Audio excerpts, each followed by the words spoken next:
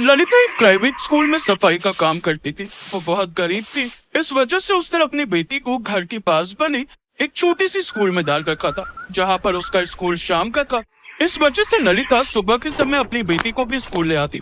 ललिता जब स्कूल में काम करती तो उसकी बेटी दीपा भी उसकी मदद करती थी। स्कूल की 5वीं कक्षा में मान्या नाम की एक घमंडी लड़की भी पढ़ती थी, जो अक्सर ही दीपा का मजाक उड़ाती रहती थी। ओ दीपा सुन, तू इस बार 15 अगस्त पर क्या करने वाली है? तेरे स्कूल में तो कुछ होता ही नहीं होगा। हमारे स्कूल में तो बहुत बड़ा फैंसी ड्रेस कंपटीशन होता है। मैंने तो बहुत बढ़िया एक 15 अगस्त की ड्रेस तैयार करवाई है, वही पहनूंगी। हमारे स्कूल में होता है फंक्शन, हम सब डांस करते हैं। मुझे भी उस दिन तिरंगे की ड्रेस में जाना है, पर पहले मैं यहाँ आऊंगी मम्मी के साथ, उसके बाद शाम को स्कूल जाऊंगी।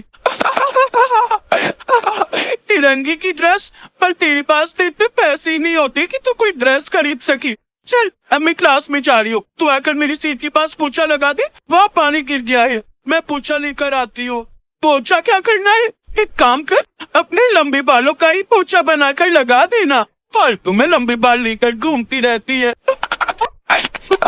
पर दीपा हर लहरे बालों का मजाक आने लगती है। दीपा की आंखों में आंसू आ जाते हैं, पर वो इस बारे में अपनी माँ को कुछ नहीं बताती, क्योंकि वो जानती थी कि अगर उसने अपनी माँ को इस बारे में बताया तो वो उसे काम पर साथ में नहीं लाएंगी। वो अकेली सारे स्कूल का काम करेंगी। दीपा चुप हो जाती है। 15 अगस्त से एक दिन पहले स्कूल में फैंसी ड्रेस के लिए सब बच्चों को कह दिया जाता है। दीपा के स्कूल में भी उसे फैंसी ड्रेस पहननी थी, पर उसे समझ नहीं आ रहा था कि वो क्या पहने। सुबह के समय उसे माँ के साथ स्कूल भी जाना था। दीपा, मैं सोच रही हूँ मैं तेरे लिए तिरंगा लहंगा तैयार करूँ। सुबह तुम मेरे साथ स्कूल चल लेना, वहाँ पर भी सब स्वतंत्रता दिवस की तैयारी कर रहे हैं। उसके बाद शाम को तुम वहीं से स्कूल चली जाना। ठीक है माँ, पर तुम मेरे लिए तिरंगा लहंगा कैसे बनाओगी? मेरे पास मेरे पुराने सूट और साड़ी रखी है, उनमें से 3 रंग ले लूंगी और तुम्हारा लहंगा तैयार हो जाएगा। सच माँ? फिर तो मैं बहुत सुंदर लगूंगी तिरंगे लहंगे में। दीपा बहुत खुश होती है। ललिता अपनी सिलाई मशीन पर कुछ कपड़ों की सहायता से दीपा के लिए बहुत सुंदर लहंगा सिलकर तैयार कर देती है।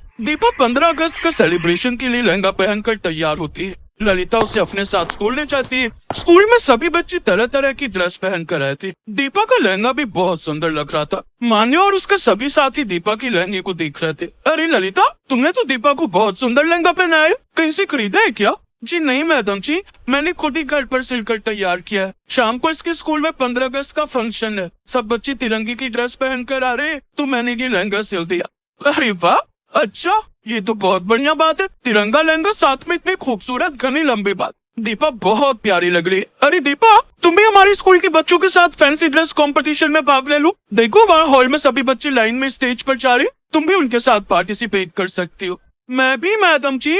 हाँ बिल्कुल, चलो मैं तुम्हें लेकर चलती हूँ। जाओ दीपा, मैडम जी के साथ जाओ, तब तक मैं अपना काम कर लेती हूँ। दीपा सब बच्चों के बीच में टीचर के साथ जाती है। दीपा को स्टेज पर जाता देख मान्या जलन से भर जाती है। कुछ देर बाद सभी बच्चे एक एक करके अपनी फैंसी ड्रेस दिखाते हैं, जिसमें दीपा को भी इनाम मिलता है। दीपा अपना इनाम लेकर खुशी खुशी स्कूल की पहली मंजिल पर माँ को दिखाने जा रही थी। मान्या अपनी सहेलियों के साथ वहाँ पहुँची और उसने दीपा का रास्ता रोक दिया। तुम्हारी हिम्मत कैसी हुई स्टेज पर फैंसी ड्रेस कंपटीशन में भाग लेने की? ये सेकंड प्राइज मेरी फ्रेंड पूर्वी का था। पूर्वी, चल इससे ये ट्रॉफी छीन लेते हैं। ये इनाम मेरा है, मैं नहीं दूंगी, मुझे माँ को दिखाना है। छीना झपटी में अचानक मान्या का पैर फिसल जाता है और वो पूर्वी के साथ में बने जंगले से लटक कर नीचे गिरने लगती है। बचाओ, मुझे बचाओ, मैं नीचे गिर जाऊंगी। मान्या घबराओ नहीं, तुम मेरे बालों को कस कर पकड़ लो, मैं तुम्हें ऊपर खींच लूंगी। दीपा अपने लंबे बाल नीचे लटका देती है और मान्या उसके बालों को पकड़ लेती है। धीरे धीरे दीपा मान्या को ऊपर खींच लेती है, पर उसके बालों में बहुत दर्द हो रहा था। मान्या ऊपर आ जाती है, तभी शोर सुनकर सब वहाँ इकट्ठे हो जाते हैं। ललिता, तुम्हारी बेटी दीपा तो बहुत बहादुर है, इसने अपने लंबे बालों की सहायता से हमारे स्कूल की बच्ची मान्या की जान बचाई है। थैंक यू मैडम जी। चलो सब बच्चे यहाँ से भीड़ हटाओ, नीचे हॉल में फंक्शन चल रहा है, सब बच्चे जल्दी से वहाँ पहुँच जाओ। दीपा चलो, तुम भी हमारे साथ चलो। आज तो तुमने भी तिरंगा लहंगा पहना हुआ है, तुम तो इस लहंगे में तैयार होकर बहुत अच्छी लग रही हो। तुम्हारे बालों में दर्द तो नहीं हो रहा? नहीं मैडम जी, बिल्कुल नहीं हो रहा। प्रिंसिपल के कहने पर दीपा हॉल में जाती है। वहाँ पर वो बच्चों के साथ देशभक्ति गीतों पर डांस करती है। मान्या भी दीपा को सॉरी बोलती है। सब बच्चे अपनी अपनी परफॉर्मेंस देते हैं। दीपा भी उस दिन स्टेज पर बहुत अच्छा डांस करती है। दीपा देखती है कि सब बच्चों के साथ आज मान्या भी उसके लिए ताली बजा रही है। शाम को दीपा अपने स्कूल में चली जाती है। उस दिन दीपा ने 2 इनाम जीते। एक इनाम उसने अपनी तिरंगी लहंगे की ड्रेस के लिए जीता और दूसरा इनाम उसने अपनी बहादुरी के लिए जीता। उसकी बहादुरी के लिए स्कूल की तरफ से उसे 12वीं कक्षा तक मुफ्त में पढ़ाई करने का अवसर प्राप्त हुआ। अपनी बेटी को बड़े स्कूल में पढ़ाई करते देख ललिता बहुत खुश थी। अब मान्या भी दीपा की अच्छी दोस्त बन गई थी।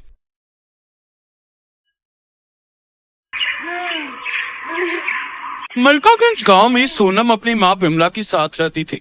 सोनम के पिता की मौत ज्यादा शराब पीने के कारण कुछ साल पहले हो गई थी। अपने पति के जाने के बाद बिमला ही अपनी बेटी सोनम का ध्यान रखती थी। वो अपने खेत में थोड़ी बहुत सब्जियां उगाकर उन्हें थैले में ले जाकर गली गली बेचा करती थी, जिससे उनके घर का गुजारा चलता था।